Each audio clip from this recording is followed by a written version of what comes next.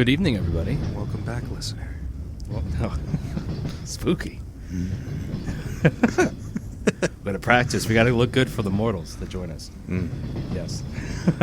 So, welcome back. I see you've catched the second ride on the Paranormal Express here. My name is Nick. With me is Jake.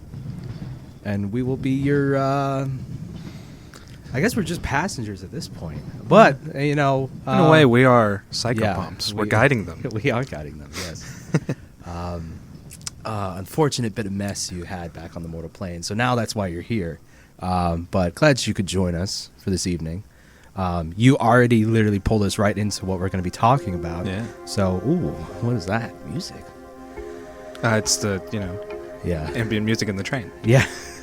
We have very nice speakers. There's no speakers. It's just Yeah. ghost magic. Speakers, mortal speakers can never recreate the quality of this sound.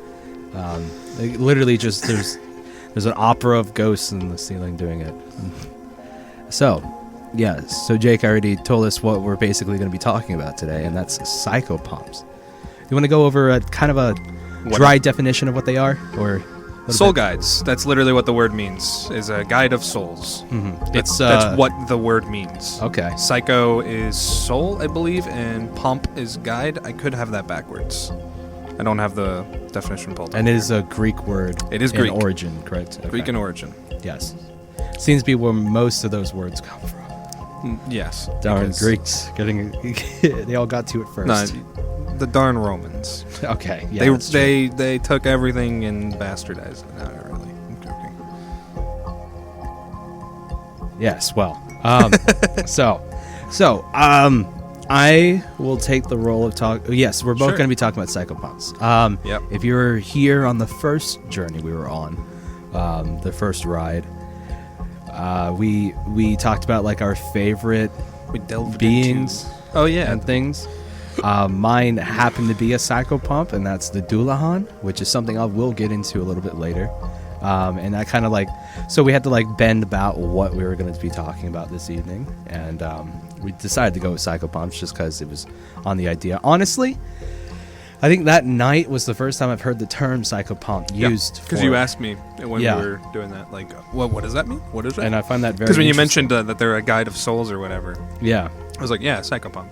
I never heard that before. Yeah. Because I don't think anybody uses the blanket term. They only reference a kind of psychopomp.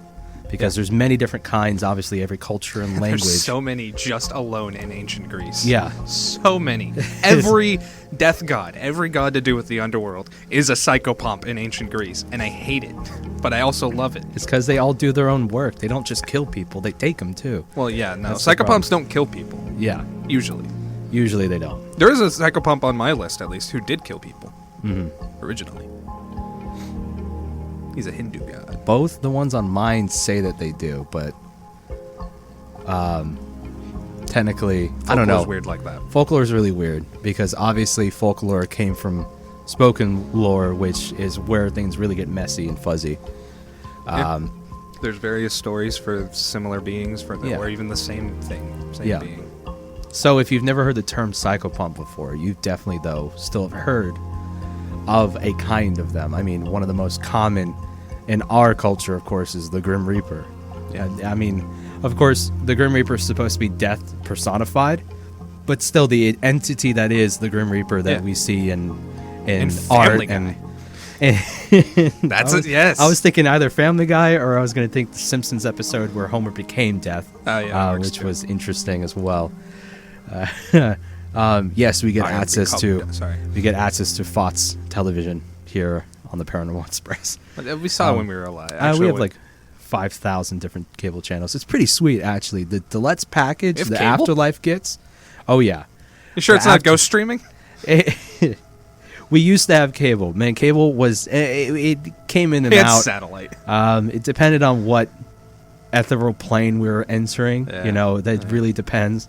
But now that we do have ghost streaming now. You guys have no idea. Wait till you discover Wi-Fi 10. I swear it's going to change everything. So, yeah. So before we get started, we just have a quick note to go over from the conductor before our journey continues. From the KU Notebook, attention KU community. Are you a student looking to put volunteering at a cool college radio station on your resume? Look no further than KUR. Absolutely no experience is required. For details on joining, go to our website at www.kutztown.edu/KUR. That's www.kutztown.edu/KUR. We hope to have you part of our family soon. This message of community interest brought to you by the radio voice of Kutztown University, KUR. Man, our conductor really loves supporting his alma mater. Yeah. I mean, geez, when he went there, it just became a co-ed a very, very long time ago. Yes. So, but he keeps in touch, yes. Of course. So, okay. He still supports. Yeah. Okay, I think... With his ghost money.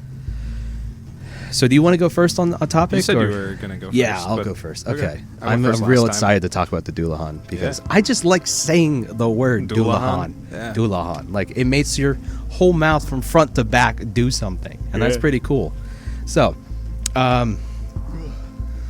basically the preface, of course, Dullahan derives from an Irish Celtic mixture of mythology. So it's going to pertain specifically to Ireland, but there are instances where the Dullahan crosses oceans and different cultures and everything, and that's something we'll get into. First of all, the idea of the entity that is a Dullahan is something of a fairy, because most European folklore, folk tales, they would just refer to mythical creatures as fairies if they weren't already deities, gods, or pagan gods or anything. Even if they were. Yeah.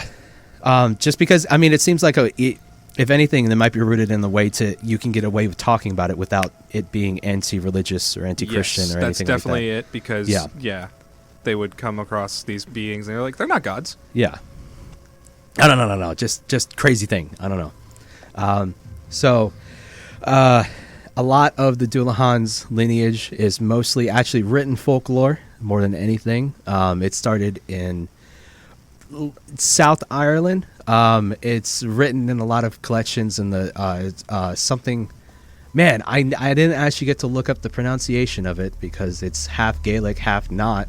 But it was a collection of poems and works that was like combined into almost like an encyclopedia for mythical and occult things, almost like how the Americas have like the Atlas Obscura and stuff like that. It's almost kind of like that. But there's also the Fairy Legends and Traditions of South Ireland by Thomas Crofton, which quotes it a lot. Specifically, the idea of many of the attributes of the Dullahan come from the worship of Crom Dubh, which roughly translates to the Black One or the Crooked One, which was a deity that was worshipped in pagan religion. That was brought human sacrifices to bring good harvests. Is that the connection to Kronos? Yes, that is. Yes. And one of his names is the Crooked One as well. Yeah. So that's exactly where some of that comes from. He's also, not a psychopomp, though. Yeah. But he was a god of harvest, wasn't he? Mm-hmm. Yeah. So that's kind of like what was similar to that as well. And that seems to be a very common thing with psychopomps, is that they have some form of connection to harvesting things, of course, souls, and taking them. But it's not literally like grain and everything like Crom Dubh was supposed to be. So that's where they got the idea of the reaping and everything like that. Also, some iterations.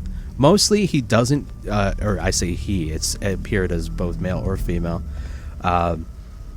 is usually not carrying a weapon, but in some instances it's either a sword or a scythe, of course, being a reaping or a harvester.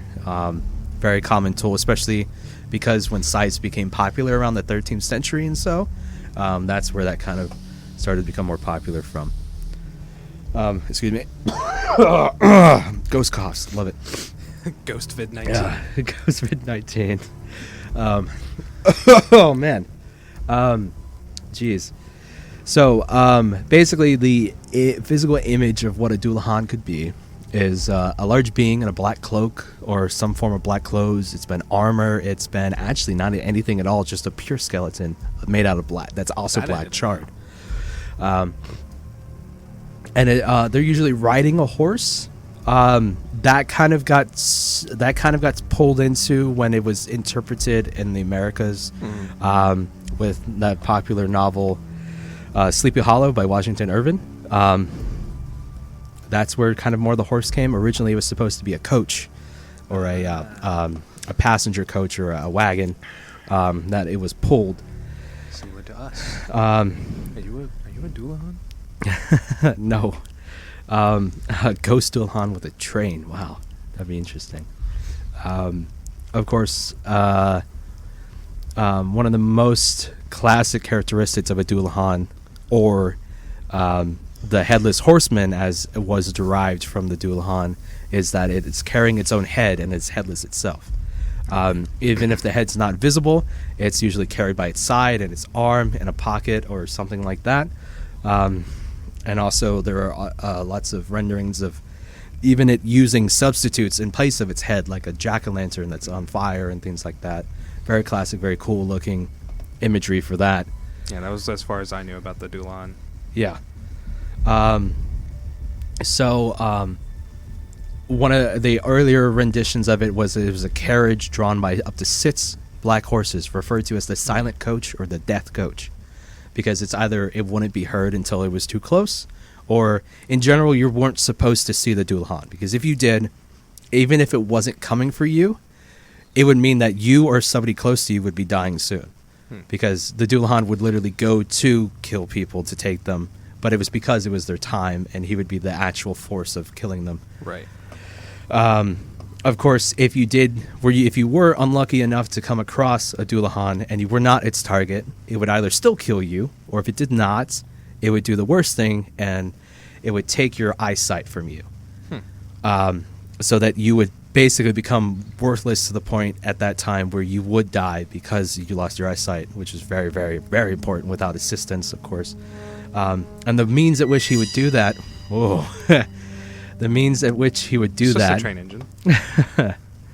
The means at which he would do that would be either with like a bucket of blood he would carry from previous victims to splash on the eyes, because that would cause infection that would eventually definitely lead to complete losing of it. Or he would lash your eyes out with a human spine, which in a lot of other personifications with the Doulahan actually was the whip at which it used to herd its horses, was actually just a long segment of spines connected together. It's pretty cool. Yeah, so this giant invertebrate whip it would use. It's pretty metal. Yeah, absolutely. So another characteristic in that as well is its head was not useless. It was not just held there to be spooky or scary. It's actually believed that the head had been granted supernatural sight and gave it the ability to see very, very far to be able to find its victims, especially plotting out its ride and everything like that. And also, during its ride, when it tries to find its victim, no manner of lock, gate, door, or anything can impede itself, no matter what locks. And even if you were able to somehow outrun and hide, if you're the world's greatest hider, all it had to do was speak your name, and then you would just die instantly. So, really, really, really no way of escaping it. If anything, just go out being killed by a headless horseman. That'd be so cool. Just do that instead. So, the idea of it being headless, now where did that come from? This feels like a lecture. A little bit. That's fine.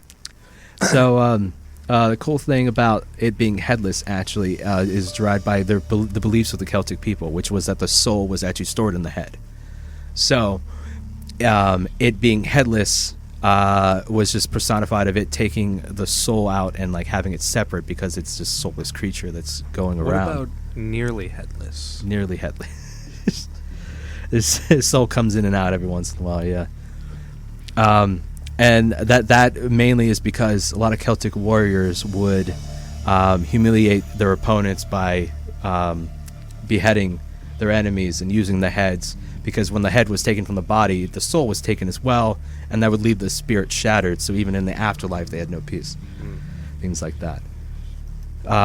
Also, the horses of the coach or the headless horseman himself, the horses also were headless, because a lot of enemies were also buried with a headless animal as well. They actually found remains in Ireland of people buried with animals that were missing skulls, as well as the human itself, too.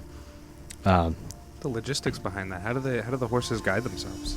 Are they also carrying their heads? Yeah. They are not, but I guess it's because he's the one just guiding them.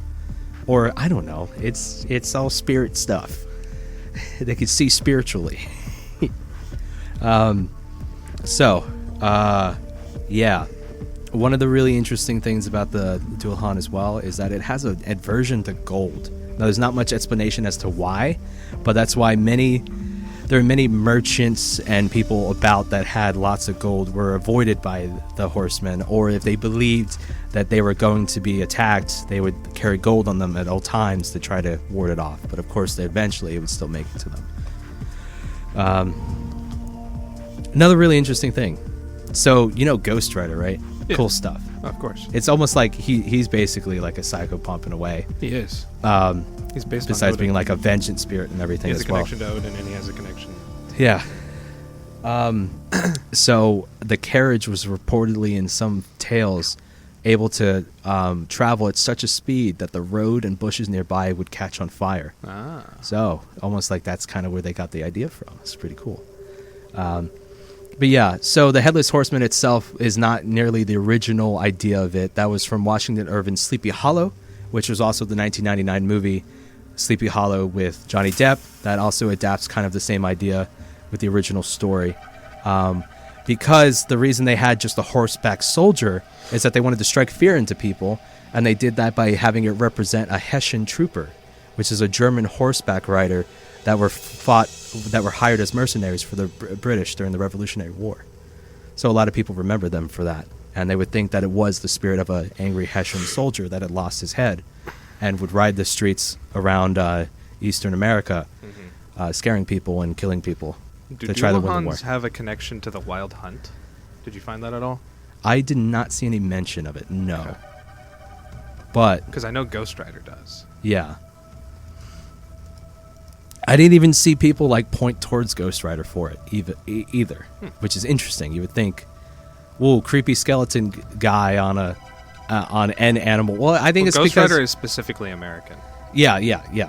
Not just the character, but that concept in general. Yeah, is an American. Because I think it also might be because the iteration of Ghost Rider that's most popular is him on a motorcycle. True. Instead of in the movie with Nick Cage. He was the previous Ghost Rider was on a horse and everything. So played by Sam Elliott, beautiful man.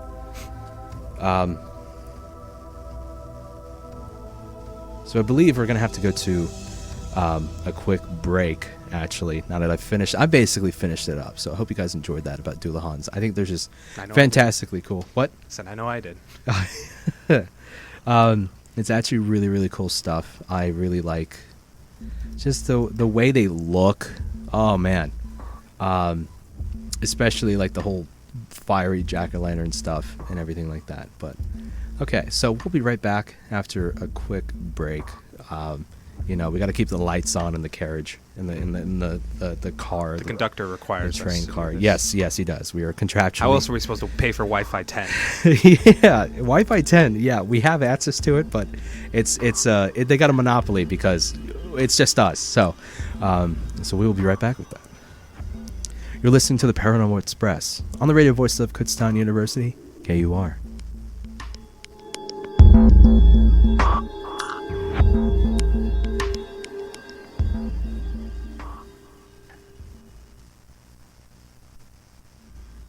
Hey there. Are you looking for music to relax to on an easy Sunday morning? Classical Guitar Live has music and interviews with many of the world's foremost guitarists and composers, produced by Executive Director Tony Morris. Tune in on Sundays at 11 a.m. here on the radio voice of Kutztown University, KUR.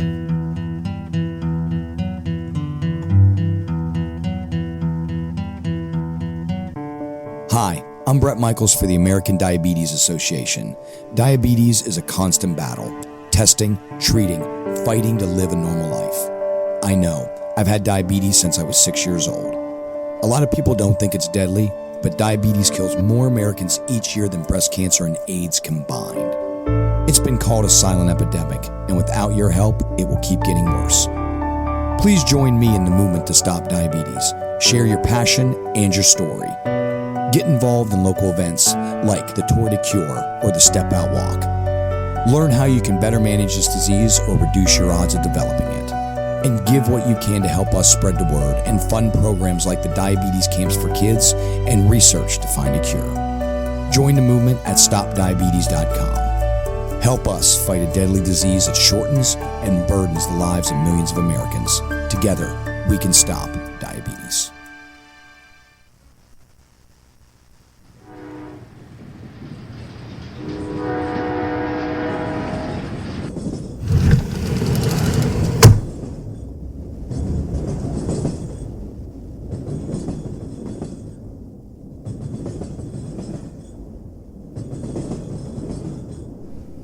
Welcome back, listener.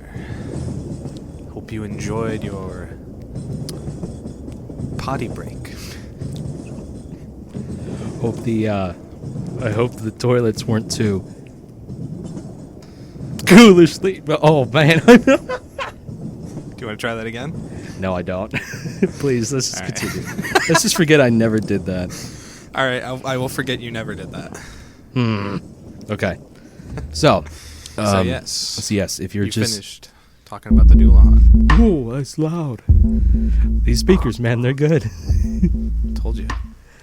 That Wi-Fi 10.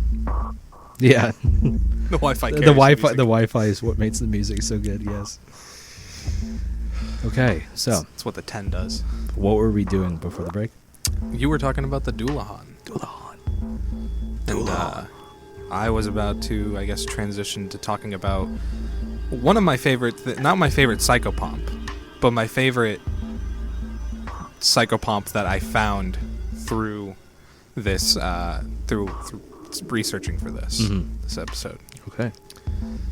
They're called. They have a few names. Usually just called the Black Dog or the Grim, sometimes Church Grim. Which Church Grim is the one I'm going to be more so focusing on. That's the Psychopomp. But black dogs are like an English folklore thing as well, and I think Celtic to an extent. Church Grim, I think, has roots in Sweden as well. But the Black Dog, Legend of the Black Dog, it's just a dog, really. People see dogs, and sometimes it's usually an omen of doom. These dogs, the Grim, usually. Sometimes it's an omen of like, hey, you're going to die. Try to save yourself. That's more rare. Usually it's that. There's a little snippet of a story apparently at the top of this that I'd like to read a little bit. Okay. Need to drink some ghost water. Ghosts can't drink actual water. Duh. Some ectoplasm water. I was alone on a dark path one warm fall night. I saw a flash of lightning up ahead, and suddenly there was a huge black dog with gleaming red eyes. The dog was larger than any I had ever seen, and I was struck with fear. There was another flash of light, and again his eyes shone a red glow. His coat was shaggy, yet his stance powerful. I was overwhelmed by the sense, somehow, knowing the dog was not of this world. Yet I felt truly no mean-spiritedness in the dog's demeanor. Slowly, the image faded into darkness, and I continued on my way. So that little snippet there of a story, I don't know if this person wrote this or if it's from an actual story, but it might remind you of a very popular movie series, Harry Potter. The Sirius Black. Yes. He appeared Padfoot. very much like this dog in this story. This little, He was Padfoot, right? I think so, something like that. Yeah, because Wormtail, Padfoot, and Prong, or whatever. Yeah. Anyway. But yes, he was the black dog. Mischief Lineage. Sorry. All right. No, we're done. We're done with the Harry Potter. Yes, that was literally it. I just wanted Yeah. to mention that. Yeah, that he is. That is a reference, because even in that movie, there's a point where I forget the professor's name, but she mentions to Harry It's for divination. She mentions to him that his mug of stuff has the Grim, and the Grim is the dog. Ah, okay. But yeah, that is basically the basics of it. Sometimes they attack people too. They're not nice usually. They're not nice beings. They're not man's best friend. Yeah, that was actually the title of one of the articles I found. Was like "Man's Best Friend No More" or something like that. No more. But how can you hate these dogs? They're amazing. They're beautiful. Mm-hmm. They kill you. Very beautiful. Yes. I mean, regardless of what he does, he's still being a good boy. So I think that's really what's important.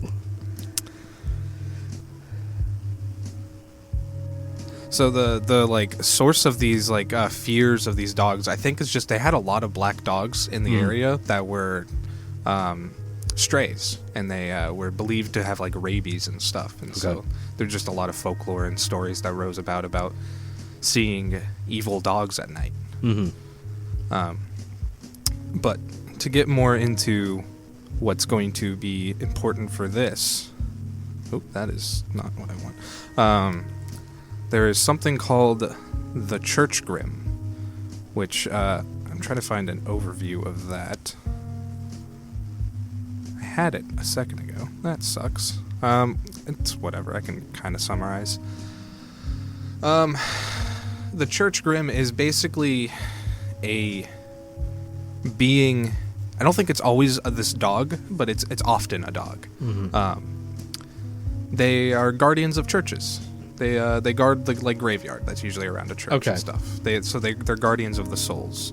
That's another thing that I found about the black dogs in general as well. Sometimes they're hunters of souls. That's where more of the psychopomp stuff starts coming in. Yeah. But yeah, this article says, although they are an attendant spirit, church grims are not some dapper gentleman dressed in clothes of old or a gentle animal. Instead, church grims usually appear as intensely fierce black dogs, ready to protect the church. In some stories, the dogs can also be rams, horses, roosters, or ravens. Don't exactly know why. But then it gets into the Scandinavian, which says that they are also pale human-like ghosts. Yeah. Human-like? Human-like. So they have like a human shape, but they probably don't have many distinct features. Okay. Oh, it's just a ghost that is human-like, not a dog that is human-like. No, a ghost that is human-like. And is pale. Excuse me. I just think that's it stretches over a wide area of I guess Western Europe is what it would be considered. I mean, it reminds me of I think we spoke about this earlier. Those beasts that protect shrines in Japan. Yes. They're called komainu, and that's what Growlith's based on. I'm pretty sure, right? Yeah, they're like lion dogs, which is basically the Growlith and Arcanine, what they look like. Especially Arcanine. He's a dog, but he has a mane and everything. They're like they're statues usually at the beginning of the path to a shrine. There's the Torii Gate, which is the large gate, the large wooden structure, usually orange or sometimes made out of stone, that people might see in a lot of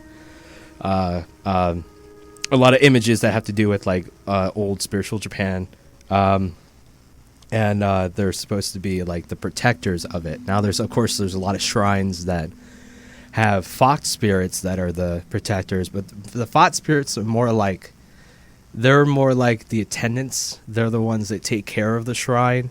They clean it and watch over it and help souls that meet at the shrine. But the lions are actually the ones that keep evil spirits away from the shrines, more so than like shrine maidens and people priests that actually work the shrines. Yeah. I found a little story here as well. Or I think it's more like an anthology of folklore, or ghost lore, I guess it would be, because the title of this book is The Ghost World by Dyer, T.F. Thistleton. Yeah. So I'll read a little bit of this, I guess. I don't know how long it's going to go on. I don't think it goes on for very long, but... Another form of specter animal is the Kirk Grim, which is believed to haunt many churches. Sometimes it is a dog, sometimes a pig, sometimes a horse, the haunting specter being the spirit of an animal buried alive in the churchyard for the purpose of scaring away. It's written on a PDF, so it's hard to read a little bit, but scaring away the sacrilegious. Nope, that is not what I want. While you're bringing that up, I actually have one more thing about the Kamindu. Sure. A really interesting thing is there's usually pairs. The one on the left is supposed to have its mouth open to pronounce the first letter of Sanskrit alphabet, which is A. And then the one on the right has its mouth more closed, and it's supposed to be pronouncing the last letter, which is to represent the beginning and end of all things. And I think that's really interesting. Yeah. Because I don't think I've ever taken the time to actually look at the differences, and now we know what it is. That's cool. Swedish tradition tells how it was customary for the elderly founders of Christian churches to bury a lamb under the altar. It is said that when anyone enters a church out of service time, he may chance to see a little lamb spring across the choir and vanish. This is the church lamb, and its appearance in the churchyard, especially to the gravedigger, is said to betoken the death of a child. According to a Danish form of the superstition, the Kirkgrim dwells either in the tower or wherever it can find a place of concealment. I'm just still caught up on the fact that it's called a church grim. That is such an interesting... That's, yes, this specific version of the Grim is called that, yeah. Yeah. Or just the idea that in it is this a grim. book, they call it the Kirkgrim, actually, though. Kirkgrim. Which I don't know why. That might come from, like, the Swedish or Germanic version of it. Yeah, like the pronunciation of church or whatever the word for church. It might have something to do with Kirk. But yeah. Captain Kirk. That's basically... I have a lot of little other things about it. But that's pretty much all I have on the Grim. There's plenty more to dive into with that. Gotcha, okay. But yeah, because it's not all about the psychopomp. That's basically all I have about psychopomp part of it. They are, yes. They basically just drag away the dead. They hunt them down. They're usually just omens, though. A lot of this is saying that they're omens. Okay. Of doom. Yeah. So, wow, you perfectly timed that with the Wi-Fi music. Love it. Wi-Fi music. Wi-Fi music.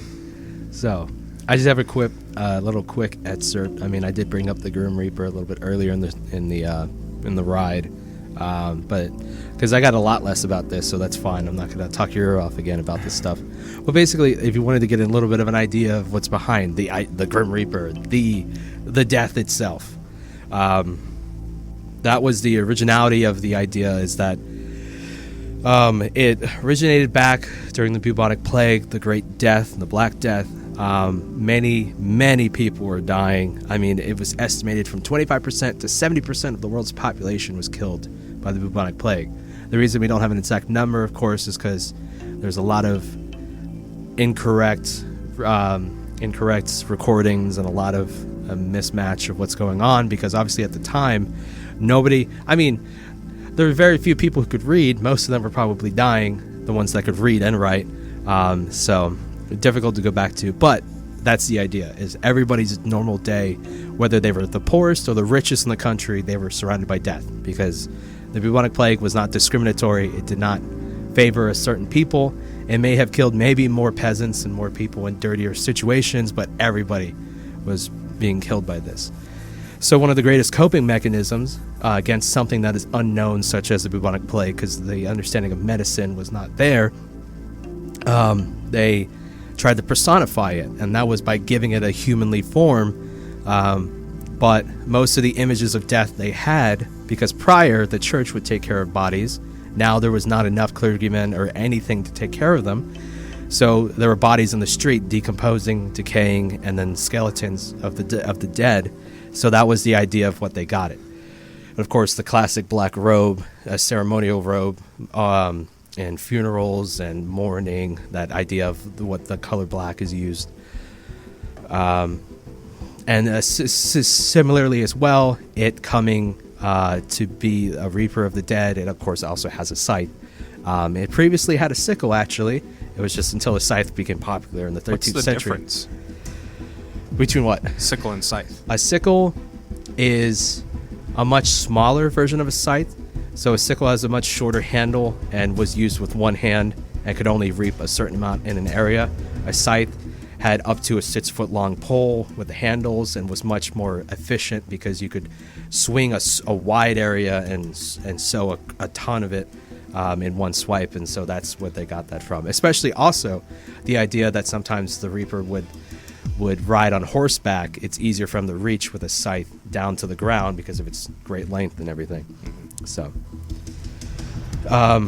also, another thing about the Grim Reaper is that, of course, different cultures have ideas and personifications of what death is, because the Grim Reaper is not the idea, it's death itself.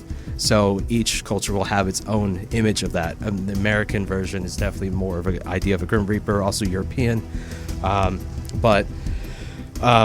Especially how it's typically male in a lot of languages and cultures, but it's been documented also as female in more romanticized languages. So there's like Santa Muerte, which is in Mexico, and Marzana of the Slavic mythology have their own. Oh, this music's getting intense. They have their own depictions of death in the way that they have spiritual and rituals almost to it as well, because of course Santa Muerte specifically actually is involved with a lot of other things, because it was really back and forth with how they wanted to treat the introduction of a character to be death itself. And apparently the Catholic Church at the time was trying to make it more associated with criminality and things like that. Santa Muerte was more worshipped by street beggars and pickpocketers and prostitutes and things like that. So it became more and more associated to be kind of like a deity, to forgive them over what the church wouldn't forgive them for because of the way their lifestyles were. It's interesting. But that's a little bit of what I got. I mean, you could go into so much about that, because there's I'm super fascinated with the way that Latin America's deal with death and everything, because it's in a very, very different, very, very respectful way than I think we're definitely used to, and that's fascinating. But that's about what I have. So we could do a whole ride. We could do a whole train ride on Reapers themselves, because there's just too many in different ways. But yeah. So it looks like it might be about time for us to go on another break. So sit tight, passenger. Don't worry. I mean, it's not really like you're going anywhere else if you're on here, the Paranormal Express. So we'll be right back you with. Yep. Right here and stuff and things. Don't worry, he's dyslexic. No, that stuff does not go away in the ghost-lexic. That stuff does not go away in the afterlife. You guys think you might be healed of no. Anyway, yes. So we'll be right back with you, passenger, here on the Paranormal Express. You're listening to the Paranormal Express on the radio voice of Kutztown University, KUR.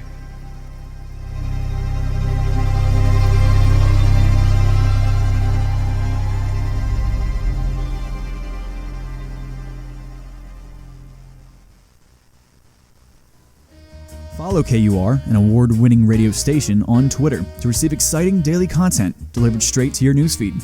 You'll discover diverse music, breaking news, and engaging student DJ content. Visit twitter.com/KURadio to tweet along.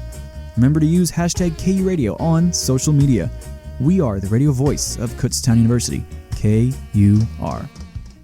Programming on KUR provided in part by the students of Kutztown University Radio. Checking campus headlines, Kutztown University's Dr. Corey Newlander, Assistant Professor of Anthropology, received the National Science Foundation grant for $245,515 to support a 3-year archaeological study that explores the effects of industrialization in the 19th century Pennsylvania. The NSF grant will support 36 undergraduate and 6 graduate students as they conduct digs and artifact analysis involving 2 19th century industrial communities, Stoddartsville and Joanna Furnace. We check news about hourly here on KUR.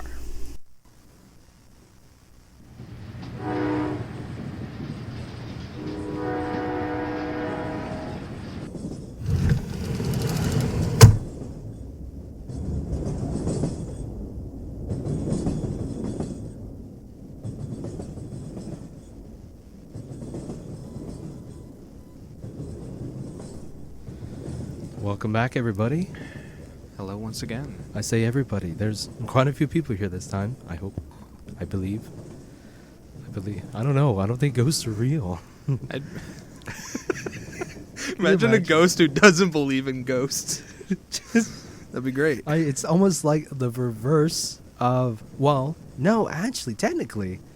You ever heard of The Skeleton Key by M. Night Shyamalan? No. No. It's not The Skeleton Key. Is it? No, it's The Others.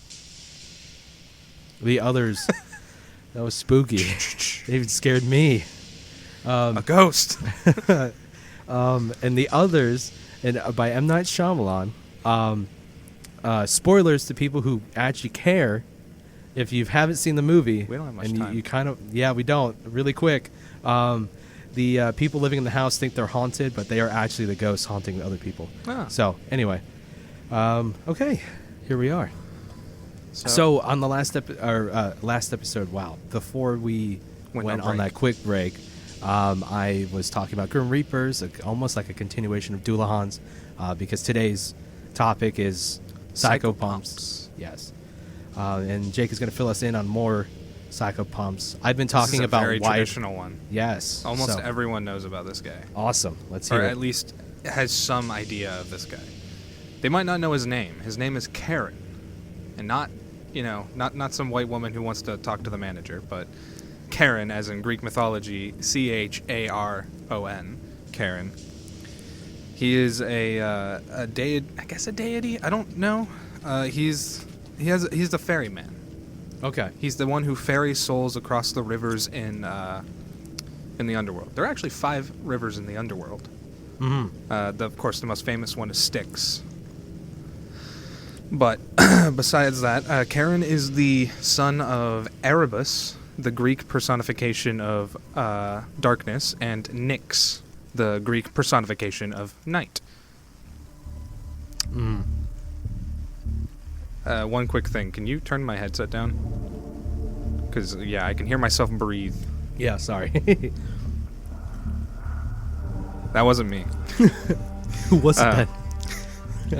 Yeah, and like I said, his Karen's duty was to ferry the dead over the river Styx. Mm-hmm. This is why you'll often see the dead in Greek and Roman cultures, and maybe some of the areas they had influence over. You'll see that they had coins on their dead. Mm. Sometimes they'll have like over the eyes. Usually, I think in Greek, it's in the mouth. Yeah.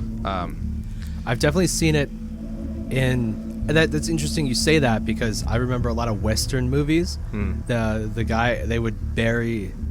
they would nail him in a coffin, but first they would put over the eyes, they would put 2 coins. Yeah.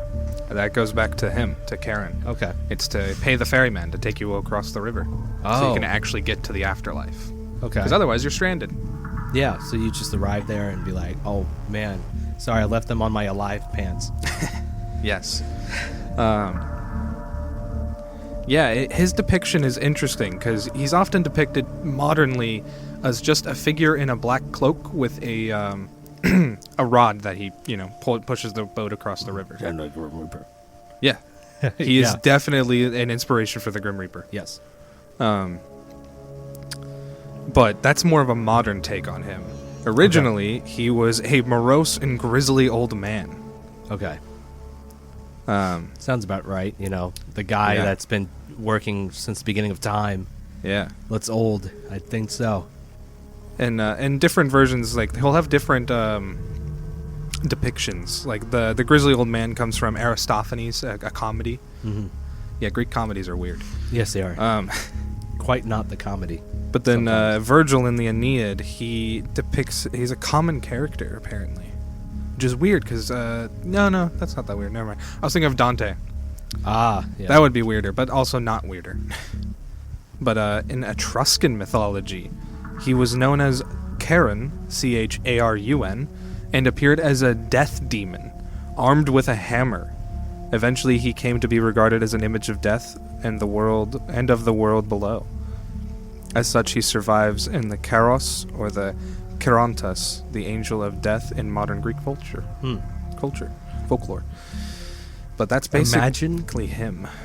I'm not completely done with him, but... Sorry. No, you're fine. I was just going to say, imagine having your soul reaped by a hammer. Yeah. Pounded it out of you. Like What do you think Thor does? He's not a death guy. But then I have two passages from... one of them's very short, the other's a little longer. They're from a Greek writer known as... let me look at something really quick. Named Aeschylus, something like that. Mm-hmm. He wrote... This one is from a play he wrote called 7 Against Thebes. Dramatic pause. Dramatic pause for effects. What it says here. It says, the events are self-evident. The messenger's report is plain to see. Twofold is our distress, double disaster, of kindred murder. This double suffering has come to fulfillment.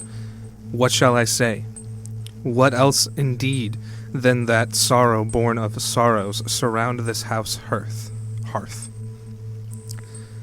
But a sail upon the wind of lamentation, my friends, and about your head row with your hands rapid stroke in the conveyance of the dead, the stroke which always causes the sacred slack-sailed, black-clothed ship to pass over.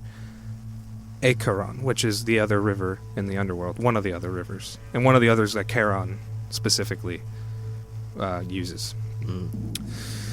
To the unseen land where Apollo does not walk, the sunless land that receives all men. The underworld. I think so. No, definitely. The porta potty at the corner. Yes, that's where all men go. Yes. But here comes Antigone and Ismene to do their bitter duty, the dirge over their brothers, both with all sincerity. I think will they pour forth their fitting grief from their lovely deep-bosomed breasts. But it is right for us, before their singing, to cry out the awful hymn of the Erinyes, and thereafter sing the hated victory song of Hades.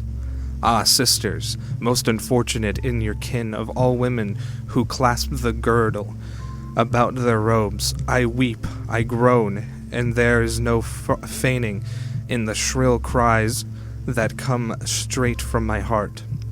As the souls of the brothers are now being conveyed across Acheron, in Charon's boat, the chorus in imagination aid their passage by the ritual of mourning. Their song of lamentation stands for the wind, the beating of their heads by their hands are the strokes of the oars, contrasted with the grim vessel that transports all spirits to the sunless land of Hades, is the ship that goes to the festival at Delos, the clearly seen island, the land of Apollo, god of light and health. They're just juxtaposing a ship of the damned versus a ship of light in the land of Apollo or the sun. Yeah. Yeah, that's from the 7. What's the name of this? The 7 Against Thebes. It's a play by Aeschylus. Definitely had the sound of a play. That was very interesting. Yeah, it's not written like one here. Gotcha. Some of these are, like this one is a little bit, but there's only one dialogue. But this is another by. Oh no, this is someone else. I misread that. This is a play by Euripides called Alcestis. I don't know how to pronounce that. Alcestis. This is very short. It's just, I see the two-oared boat in the lake, Charon, the ferryman of the dead, his hand on the boat pole, calls me now. Why are you tarrying? Make haste. You hinder my going. He speaks impatiently, urging me on with these words. And that's it. That is everything I have on Charon. He's just a ferryman of the dead. Yeah. Very, very notable. Very. Yeah, because if you've read Percy Jackson, he's in that. Yeah. I don't know if he's in the movie, but he is in that. They probably cut that part out of the movie, to be honest. The ferryman's definitely really important because it shows up in quite a few different cultures as well. Yeah. The fact that there's a vessel that will take you to the afterlife instead of just a single being. Or train. Yes, like the Paranormal Express. I thought you were going to say like this campus.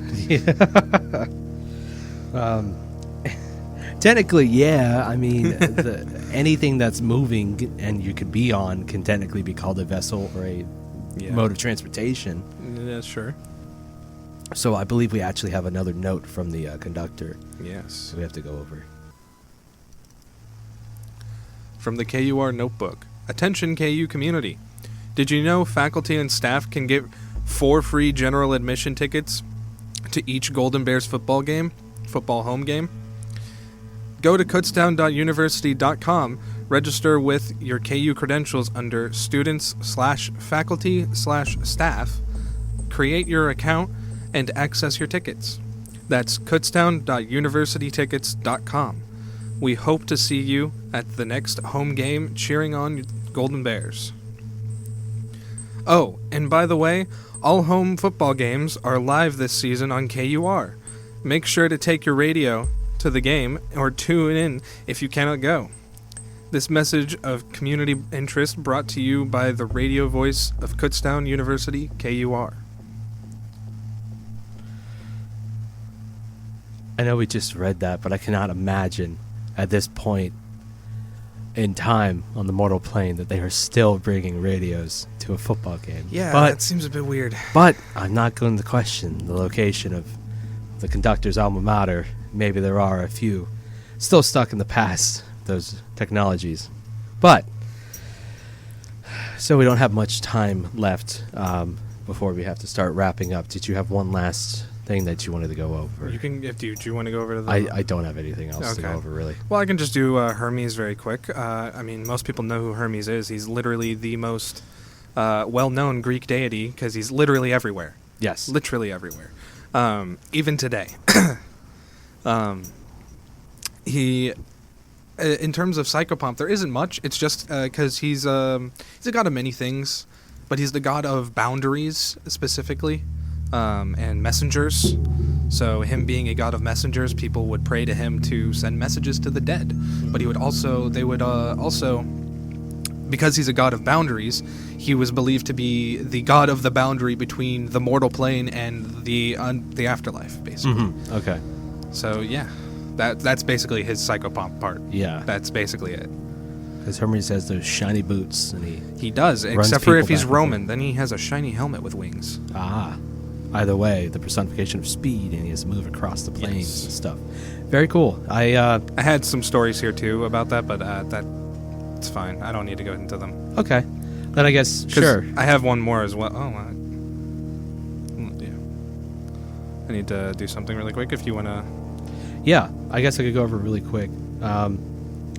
One I did want to get to today, but I didn't really incorporate a lot of research into it, is the Shinigami, which is the Japanese idea of a reaper, because it roughly translates to soul reaper or soul taker, and they're the ones that visit to guide souls into the afterlife.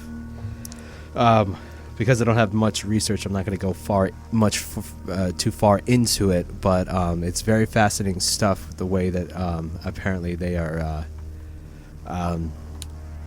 how they visit and everything, the use of a butterfly as an imagery and everything like that. But that's just another one to look into, of course. Yeah, so that was quick. What do you got? Sure. Well, I have another Asian one, which I wish I could have gone more into as well. But this is Yama, or sometimes referred to as King Yama. If you've watched Dragon Ball, he's in that. He is the king of the other world, I think they call it in that. He's the one who Goku or whoever goes to the afterlife first meets at the big boy at the desk. And that's not who he actually is. He's a Hindu god of death, originally. Mm-hmm. And this is the one that I said earlier to you that I found that kills people, originally at least. He came around and killed people, supposedly, but I didn't do enough research into this guy either. I've heard a few things from him because I've been listening to Journey to the West when we're not, doing our show here. Yes.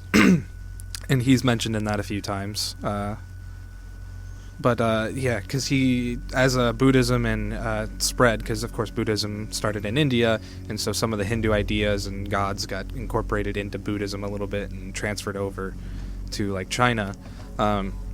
Yama was one of those things, so China has a lot of ideas about Yama, but then a lot of other Asian countries took the idea of Yama, but they took it from China and not that. So he's only I think a psychopomp because he's a judger of souls, similar to Anubis in Egyptian mythology, who's also a psychopomp. But they both are just judges of souls. And that's pretty much all I have on Yama. Gotcha. That was Okay. the last thing. You know what? That's not a bad time to call it there, because it is about time. Do come again, listener.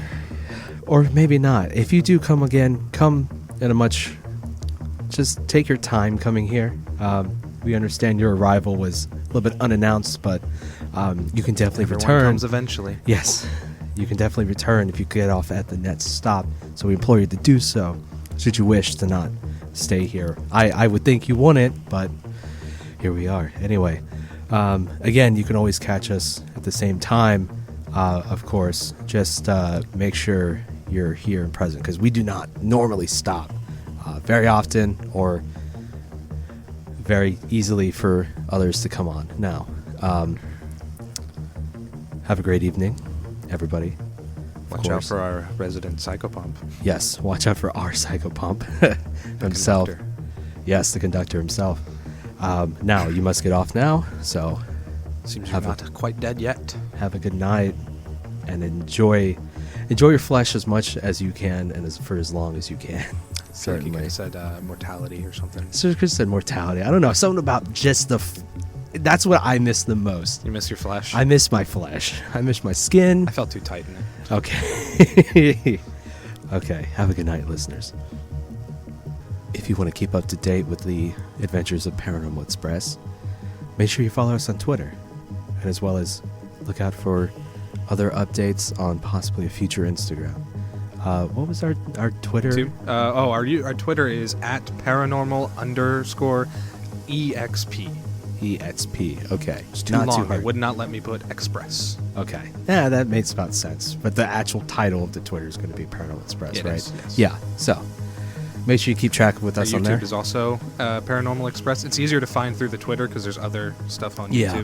YouTube. The link is on the Twitter and to our TuneIn, so you can Yes. listen to us there, as well Awesome. as other KUR shows. Yes. Also, past episodes will be found on Spotify as well once they are uploaded. So that's something so you can keep track of shows you might have missed in the past. You're listening to the radio voice of Kutztown University, KUR.